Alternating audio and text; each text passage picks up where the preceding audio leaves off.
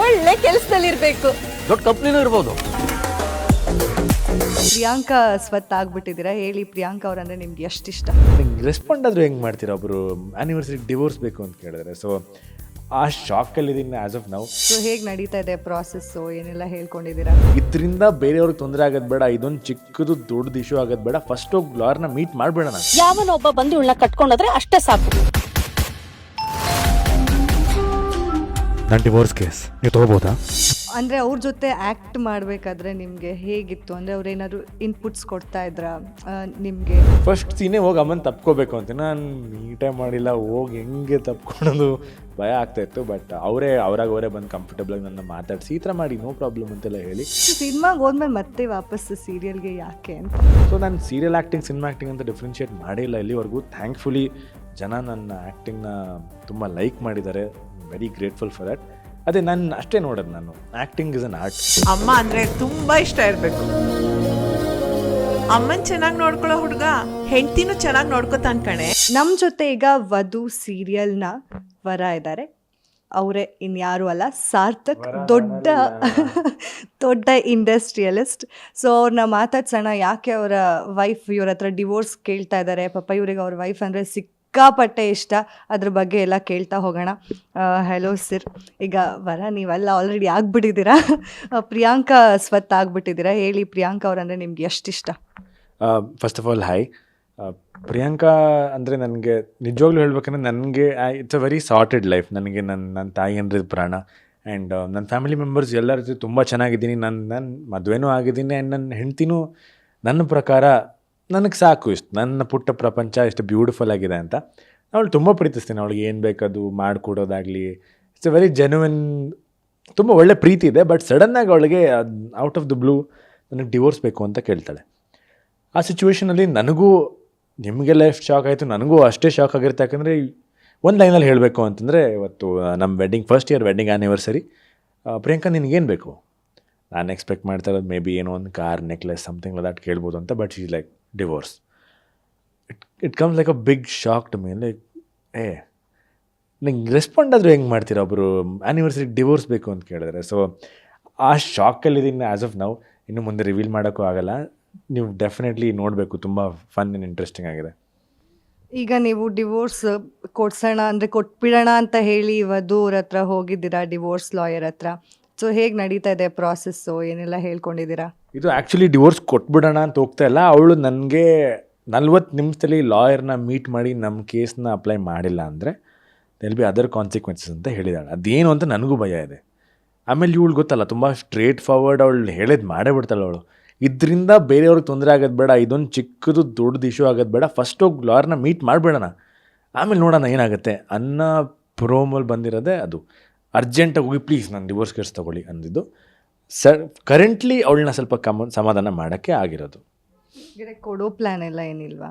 ನಾನು ಹೆಂಡ್ತಿಗೆ ನಾನು ಯಾಕೆ ಡಿವೋರ್ಸ್ ಕೊಡಲಿ? ನಂಗೆ ಅವಳು ಕಂಡ್ರೆ ಇಷ್ಟ, ಅವಳಿಗೆ ಬೇಕಂತೆ, ನೋಡೋಣ ಏನಾಗುತ್ತೆ ಮುಂದೆ. ಅವ್ರಿಗೆ ಇಷ್ಟ ಅಂತ ಏನಾದರೂ ಕೊಟ್ಬಿಡ್ತೀರೇನೋ ಅಂತ.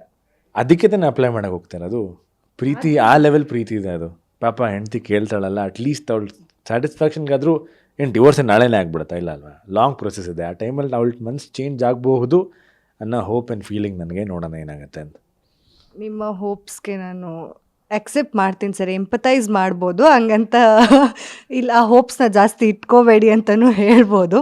ಏನು ಬೇಕಾದರೂ ಆಗ್ಬೋದು. It's Priyanka by the way.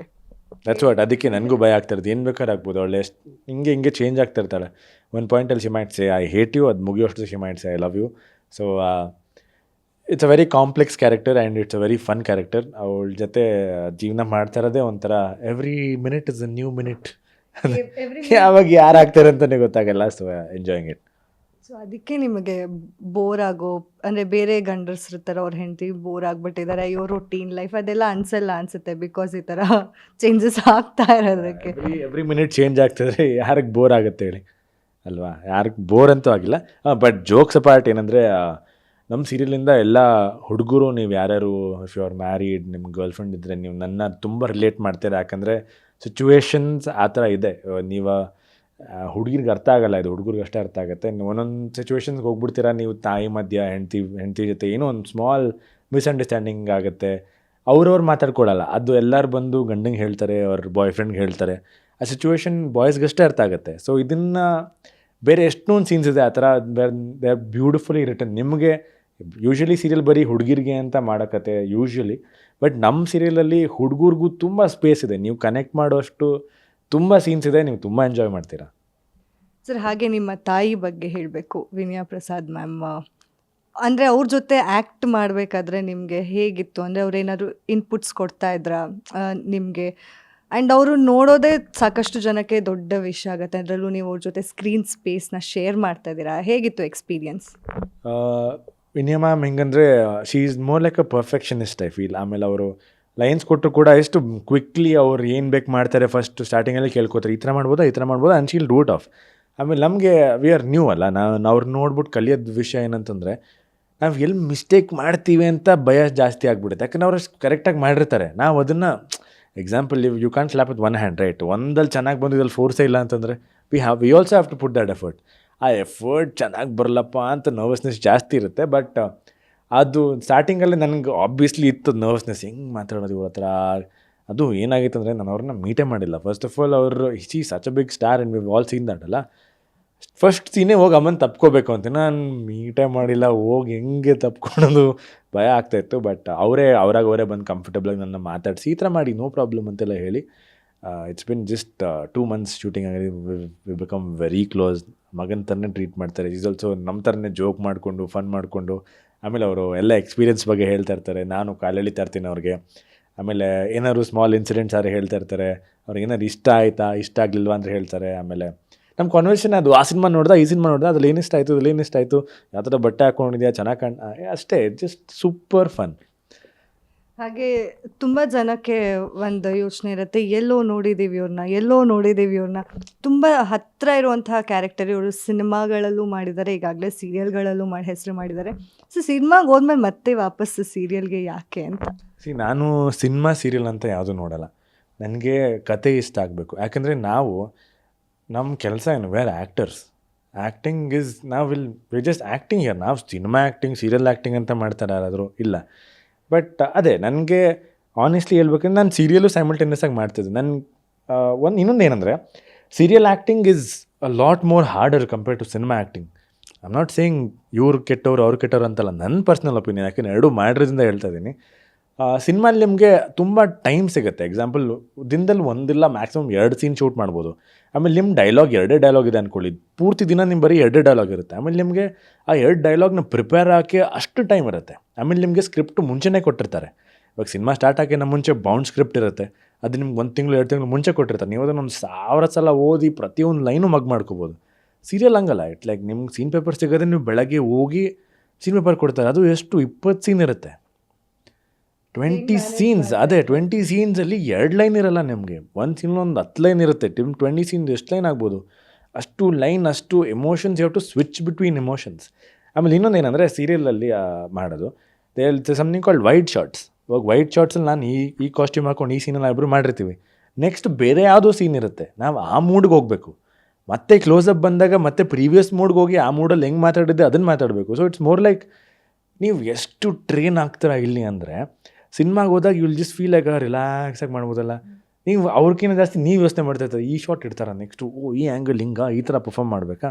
So ನಾನು ಸೀರಿಯಲ್ ಆ್ಯಕ್ಟಿಂಗ್ ಸಿನಿಮಾ ಆ್ಯಕ್ಟಿಂಗ್ ಅಂತ ಡಿಫ್ರೆನ್ಷಿಯೇಟ್ ಮಾಡಿಲ್ಲ ಇಲ್ಲಿವರೆಗೂ. ಥ್ಯಾಂಕ್ಫುಲಿ ಜನ ನನ್ನ ಆ್ಯಕ್ಟಿಂಗ್ನ ತುಂಬ ಲೈಕ್ ಮಾಡಿದ್ದಾರೆ. Very grateful for that. ಅದೇ ನಾನು ಅಷ್ಟೇ ನೋಡೋದು, ನಾನು acting is an art. Acting differences ಅಷ್ಟೇ. To be honest, serial acting is harder then cinema acting. Cinema ಆ್ಯಕ್ಟಿಂಗಲ್ಲಿ ನಿಮಗೆ ಟೈಮ್ ಇದೆ ಟು ಇಂಪ್ರೂವೈಸ್, ಟು ನೋ ಯಾವುದೇ ಸ್ಮಾಲ್ ಇನ್ಪುಟ್ಸ್ ಹಾಕಬೇಕು ಅಂತ. Serial is not like that.